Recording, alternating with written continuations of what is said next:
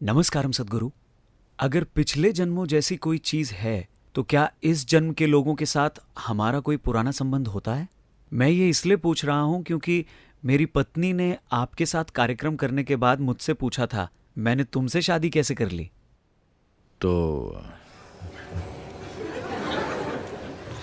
मैंने तुमसे शादी कैसे कर ली?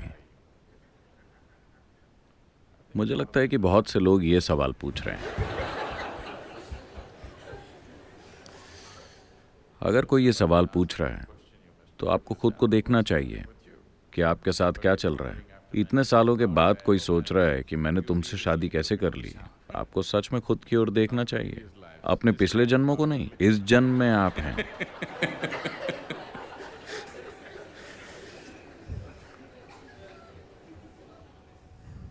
तो आप में से कोई भी अगर कोई सोच रहा है कि मैंने तुमसे शादी कैसे कर ली, तो पिछले जन्मों के बारे में मत सोचिए। आपको ये देखना होगा कि आप इस जन्म को कैसे जी रहे हैं। ये बहुत जरूरी है। तो मुझे लगता है कि ये सब फिल्मों के कारण है। जन्म जन्म whatever.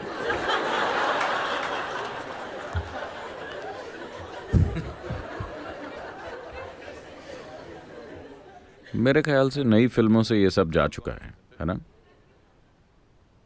आप 70 और 80 के दशक की फिल्में देखकर बड़े हुए, इसीलिए आप जन्म जन्म के चक्कर में पड़े हैं। देखिए, सभी यंग लोग नई फिल्में देखते हैं। वो जन्म जन्म की बातें नहीं करते। आजकल वो रिश्तों और उनकी एक्सपायरी डेट के बारे में साथ ही सोच लेते हैं।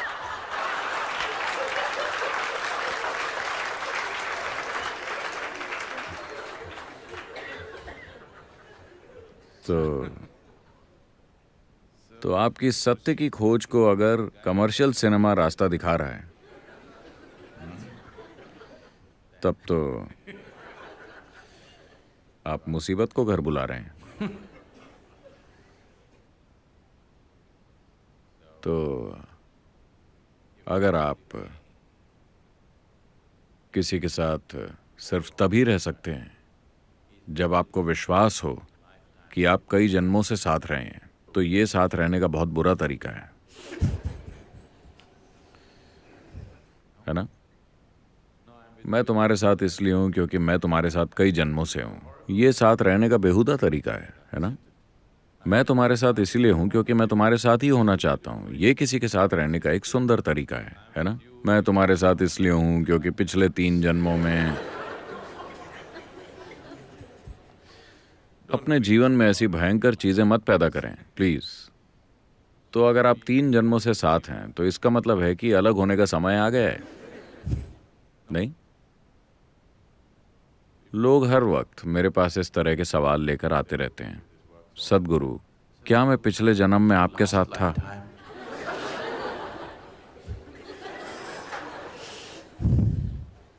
क्या आपको लगता है कि अगर मैं पिछले जन्म में आपसे मिला होता तो मैं फिर कभी दोबारा आपके सामने आना चाहूंगा? In front of you once again.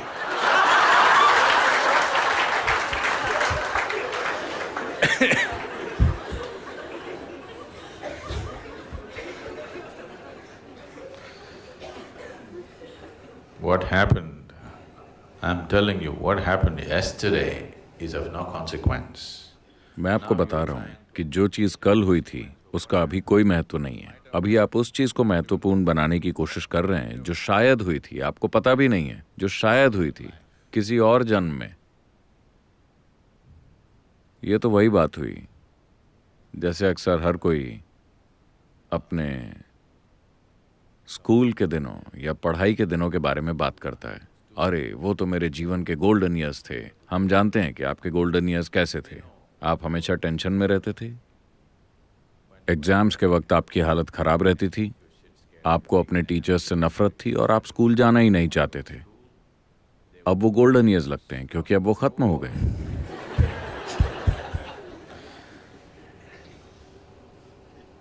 क्योंकि अब आपको स्कूल जाने की कोई जरूरत नहीं है, इसीलिए वो गोल्डन है। मेरे ख्याल से आप अपनी शादी के बारे में भी ऐसा ही महसूस करेंगे जब अगर आप अपनी शादी के बारे में उसके टूट जाने के बाद ऐसा महसूस करेंगे तो कोई फायदा नहीं है। अगर आप शादीशुदा होते हुए ऐसा महसूस करें तो बढ़िया होगा, है ना? रिश्ता टूटने के बाद आप सोचते हैं सब कुछ कितना बढ़िया था, लेकिन उसका कोई फायदा नहीं है। अगर आप शादीशुदा होते हुए ऐसा महसूस कर रहे हैं तो ये बढ़िया है। तो अतीत के बारे में सोचकर अपना वक्त बर्बाद मत कीजिए। मेरी बात मानिए, ये फालतू की यादें आपको अपाहिज बना रही हैं। ये आपको अपने दिमाग को एक खोज का औजार बनाकर इस्तेमाल नहीं करने दे रही। एक ऐसा औजार जो जिंदगी के अनेक आयामों को खोल सके। अब आप उन सारी यादों का बोझ उठाना चाहते हैं जिसे दूसरे लोग भूल चुके हैं, और अगर वही इकलौता तरीका है जिससे आप अपने पति या पत्नी के साथ रह सकते हैं, तो ये लोगों के साथ रहने का बहुत ही बेहुदा तरीका है। ऐसा मत कीजिए।